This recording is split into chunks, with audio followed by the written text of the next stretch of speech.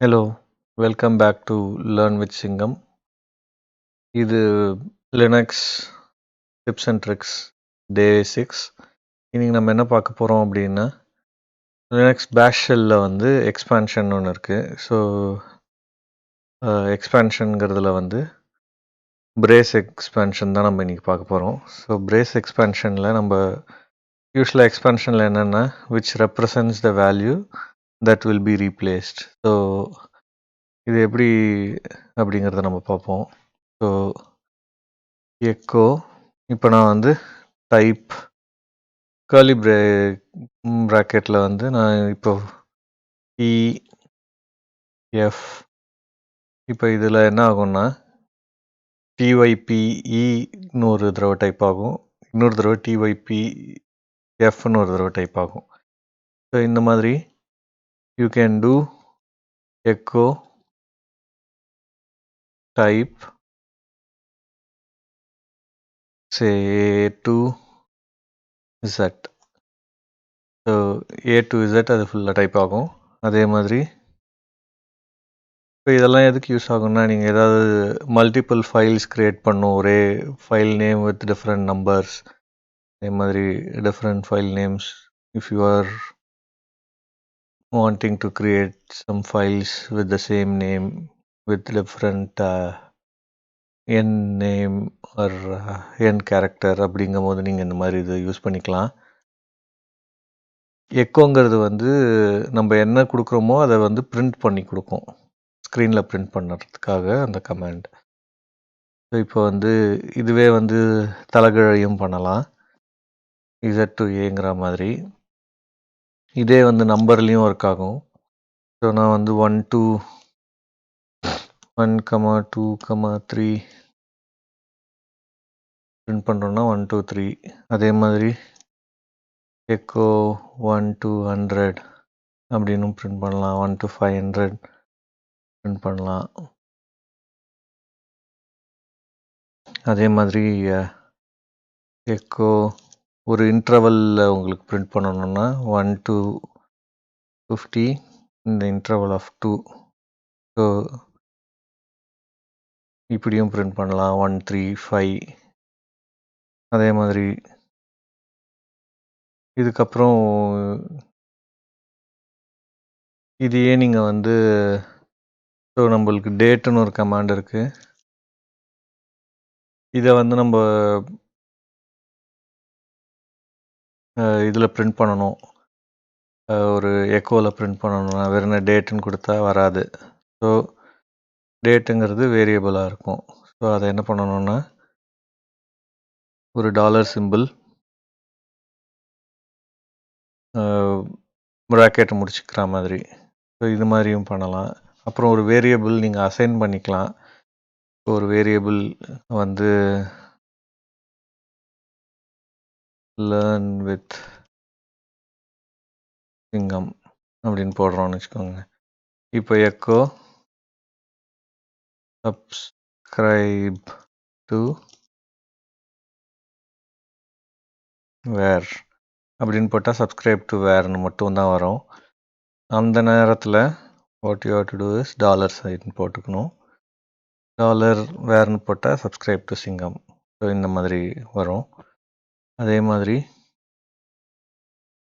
இப்போ இவ்வளோ கமாண்ட் அடிச்சிருக்கோம் இல்லையா, ஸோ நம்மக்கிட்ட ஹிஸ்ட்ரி ஒன்று இருக்கும்.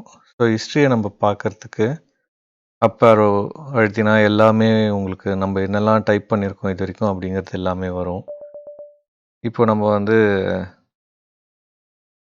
அப் இல்லாமல் ஹிஸ்ட்ரின்னு ஒரு கமாண்ட் இருக்குது.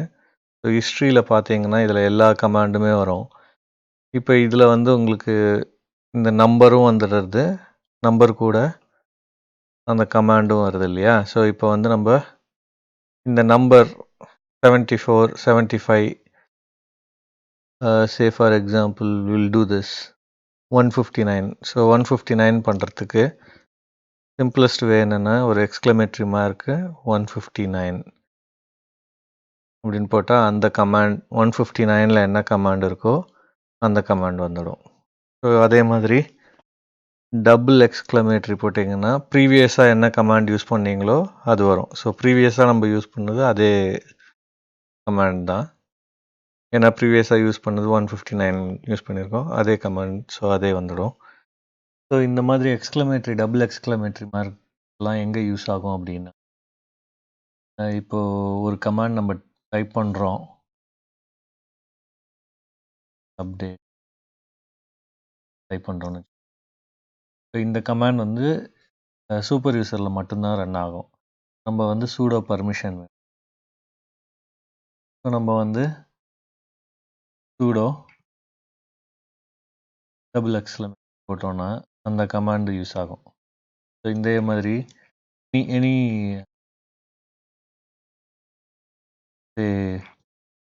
இப்போ எல்எஸ் பதிலாக நம்ம வந்து ஃபைல் நேமை டைப் பண்ணிட்டோம், ஃபைல்ஸ்னு எது ஒன்று டைப் பண்ணிட்டோம். ஃபைல்ஸ்னு ஒன்றும் கிடையாது. ஸோ எல்எஸ் டபுள் எக்ஸ்க்ளமேட்டரி அந்த ஃபைல் இருக்கான்னு பார்க்கறதுக்கு அந்த ஃபைல் நேமில் ஒன்றும் இல்லை. அதே மாதிரி இப்போது திருப்பி ஒரு இதை வந்து டைப் பண்ணாமல் இருக்கிறதுக்காக அதை பண்ணுறோம். அதே மாதிரி நம்ம ஹிஸ்ட்ரின்னு ஒன்று பார்க்கலாம். ஸோ ஹிஸ்ட்ரி வந்து 2 விதமாக பார்க்கலாம். ஒன்று அப் ஆரோ அழுத்தினீங்கன்னா இந்த மாதிரி ப்ரீவியஸாக என்னெல்லாம் கமாண்ட் டைப் பண்ணியிருக்கீங்கிறது வரும். டவுன் ஆரோ அழுத்தினீங்கனாலும் அதே மாதிரி அப் டவுன் போகலாம். அதே மாதிரி ஹிஸ்ட்ரின்னு ஒரு கமாண்ட் இருக்குது. ஹிஸ்ட்ரியில் you will see all the history. So இதுதான் நான் முன்னாடி சொன்னேன். அதே மாதிரி இன்னொரு விதமாக எப்படி ஹிஸ்ட்ரியை சர்ச் பண்ணலாம் அப்படின்னா, கண்ட்ரோல் ஆர் கொடுத்துட்டு இப்போ எக்கோ அப்படின்னா எக்கோவில் என்ன கமாண்ட் டைப் பண்ணோம் அப்படிங்கிறது வரும். ஸோ இந்த மாதிரி நீங்கள் சர்ச் பண்ணி அந்த கமாண்ட் நம்ம டைப் பண்ணிக்கலாம். இதே மாதிரி ஹிஸ்ட்ரியை இன்னொரு விதமாகவும் சர்ச் பண்ணலாம். Pipe simple.